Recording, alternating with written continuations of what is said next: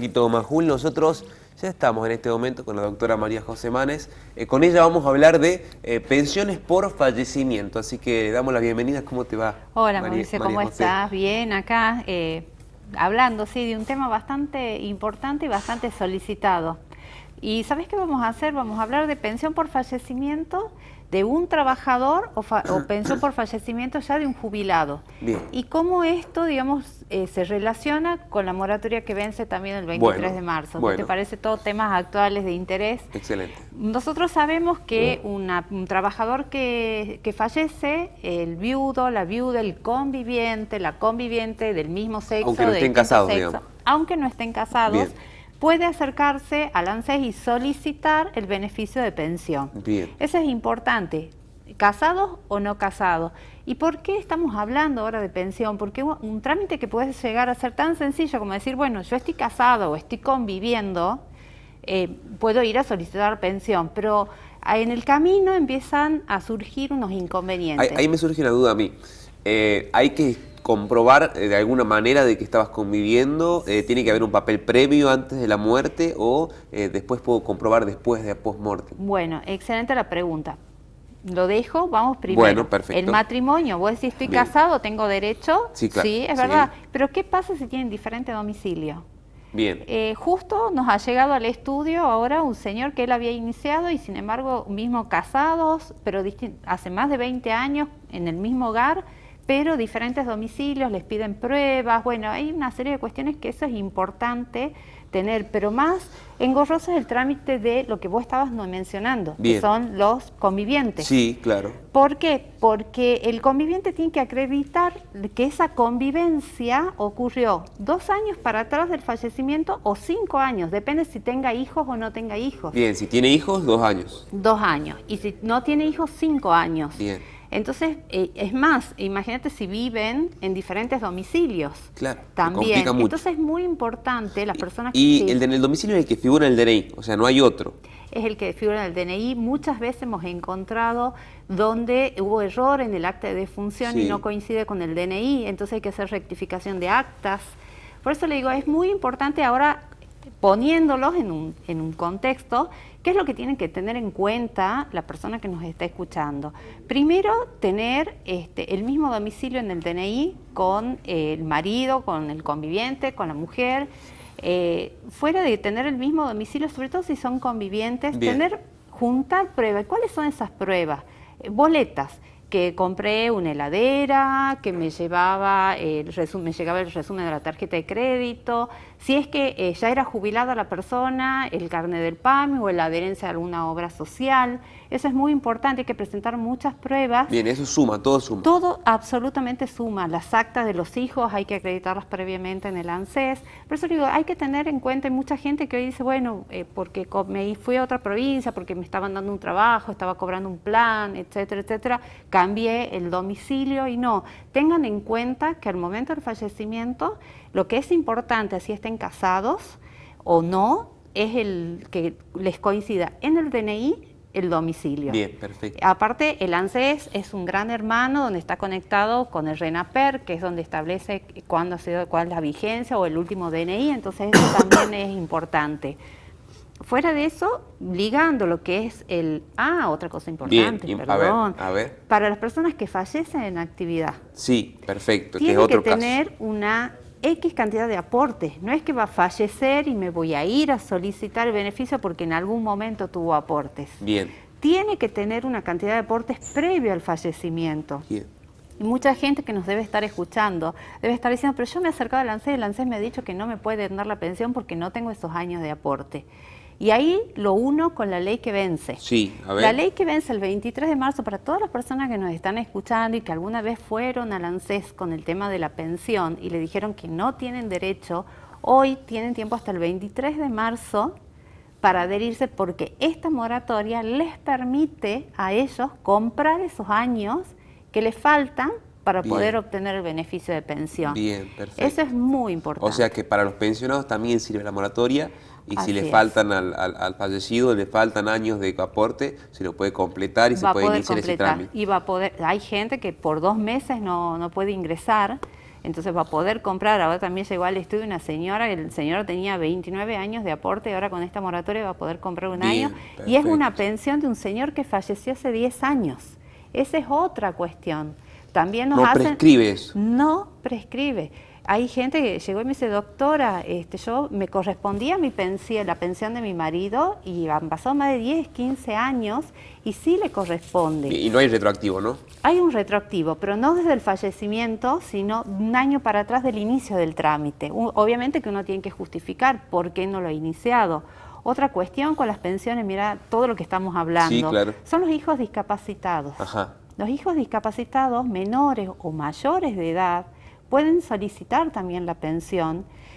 Ahí, es más, no solo la pensión, si muere el padre y la madre, pueden solicitar el beneficio. Si el padre y la madre tenían los dos beneficios, puede solicitar el beneficio de ambos. Ahora te hago una consulta.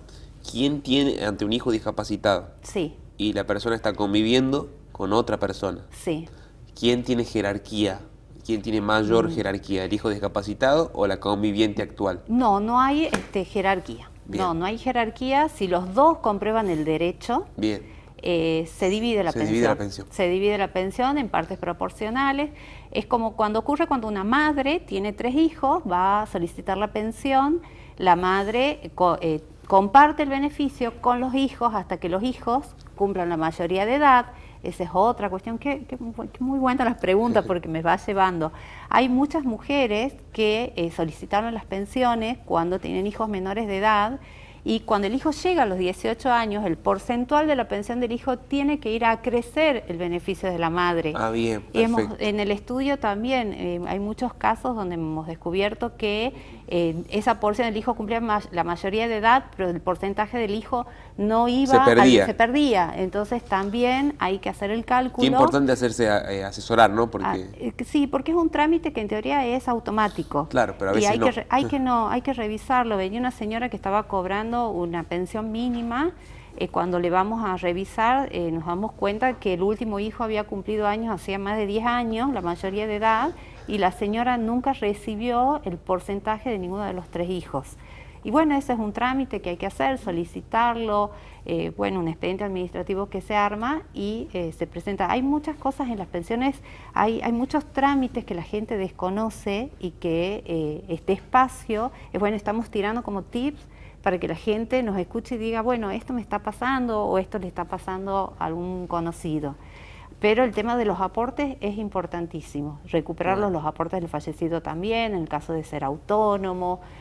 Hay que acercarse al ANSES y pedir las historias laborales, y sobre todo no importa si pasó mucho tiempo el fallecimiento, ese derecho, como vos decís, no prescribe. Bien, perfecto. Ahora, siguiendo en esta línea del fallecimiento, habíamos hablado de los trabajadores en actividad. En actividad. De eso se encarga, de pagar esa pensión, se encarga el Estado, ¿verdad? No se encarga la empresa, es una primera pregunta. Y la segunda pregunta es, ¿cómo se hace, mejor dicho, cuántos años de aporte debe tener este trabajador en actividad para tener derecho a esa pensión? Bueno, primero tiene que el Estado te dice, vos desde el momento que has fallecido tenés que tener 30 meses para atrás de aportes en el sistema. Bien. Después te dice, bueno, pero esta persona no tiene 30 años para atrás. Bueno, pero tiene 18.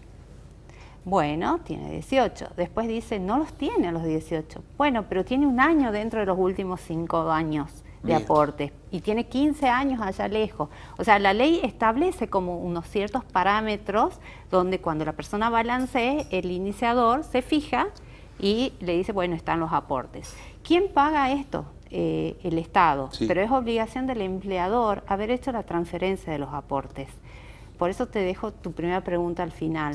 Es muy importante que al momento del fallecimiento del trabajador, el empleador emita la certificación de servicio.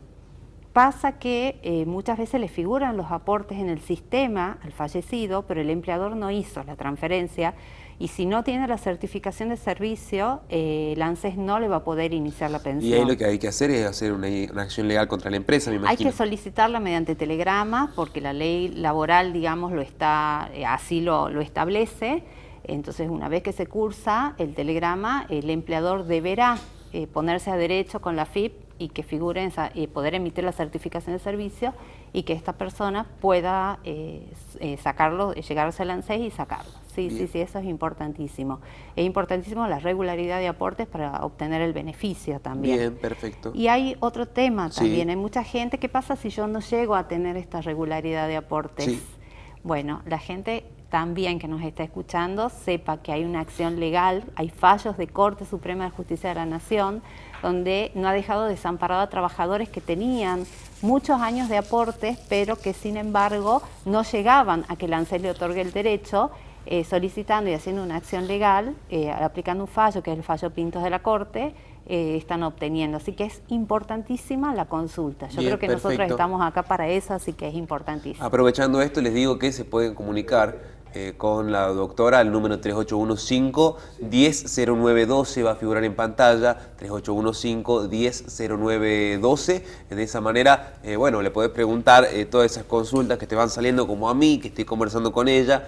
Vos seguramente tengas algún caso más puntual y les puedas preguntar y te puedas sacar esa duda de manera gratuita, por lo menos la consulta. Sí, nosotros vamos a hacer una orientación. Claro, la orientación. La orientación, claro. Ustedes pregunten, esto es importante en cuanto a la orientación de las personas. Es complicado el tema, entonces acudir al ANSES, hay gente que por ahí no puede llegar incluso al ANSES y nosotros los podemos orientar. Buenísimo. Quedó algo pendiente de la charla, más que nada, digamos, lo que te había preguntado al principio, que contestaste ahí ya una parte, pero lo que te quería consultar al final es cómo hago para, por ejemplo, en el caso de que esta persona quiero saber el parámetro mínimo, lo mínimo de aporte, una persona que tiene 5 años de servicio, que es joven, que tiene conviviente, que fallece, ¿tiene posibilidad de una pensión esa otra persona que convive? Sí, o sea, ¿se puede llegar a algo? A alguna... Se puede llegar, de hecho, con que tenga 18 meses previo al fallecimiento, bien, ya puede solicitarlo al beneficio. Bien. Con lo que vos me decías, en el estudio tenemos un caso de un cliente, empleado temporario de Limón. El chico saliendo, yo, si me permitís lo cuento porque esto a la persona, a la audiencia lo entiende más, por supuesto. ¿no? Tuvo un accidente, el chico quedó lamentablemente en estado sin poder, digamos, hemipléjico. La familia, una familia del interior con pocos recursos, no tuvo tiempo de iniciarlo el trámite. Él tenía estos aportes que vos me estás preguntando, al momento del accidente él estaba trabajando y lo tenía un chico, estamos hablando de menos de 30 años, tenía la posibilidad de gestionar la pensión. El tema es que pasa 2 años internado y pierde, porque ya no tenía esos dejó pasar. Claro. Bueno, acá no estamos hablando de fallecimiento, estamos hablando de una invalidez, pero es exactamente lo mismo, ¿me entendés? Bien, o sea, si está 2 años y luego fallece... También se puede, entonces hay fallos de corte donde habilita, tenía un hijo menor, entonces el hijo, a pesar de que pasó este tiempo, puede pedir la pensión. Bien, también. Lo que sí, me imagino que son procesos judiciales más complejos. De 2 años más o menos, bien. sí, un poquito más, pero bueno, todo depende de cómo uno lo acelere, los tiempos de la justicia, pero es importante iniciarlo y saber que se tiene el derecho sobre todo. Perfecto. A ver. Dice, buen día, América, mi pregunta es, para una pareja que convive, si uno de los dos está casado pero separados, pero no divorciado, ¿tiene derecho en persona a cobrar pensión de su compañera? Sí.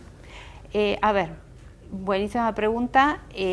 Muchas veces pasa donde está la conviviente de último término, o sea, la persona fallece conviviendo con una persona y sin embargo existe una mujer casada legalmente, pero legalmente donde ya no conviven. Entonces muchas veces se presenta la ex mujer, que figuran casados en el registro civil para que la gente nos entienda, pero no convivía. Bien, perfecto. En los últimos 2, 5 años con la persona que fallece.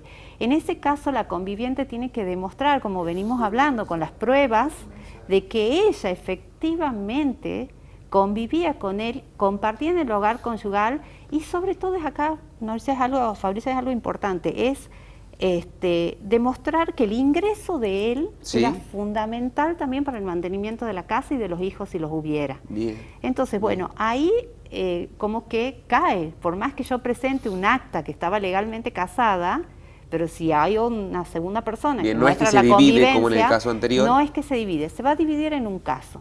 por ejemplo, que la exmujer Sí. tenga un derecho a alimentos.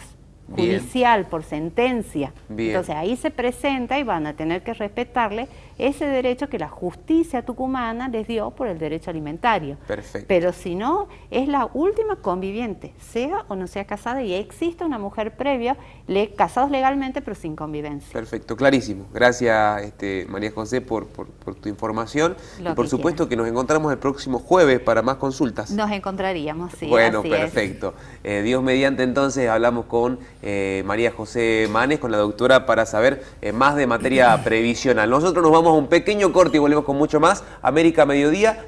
Podemos parar. Me está diciendo no Sí, todavía. sí, Perfecto. tengo anuncios que Perfecto. Haga los anuncios que quiera. No nos vamos a un corte. Me vuelvo atrás y nos vamos con Franquito más full directo.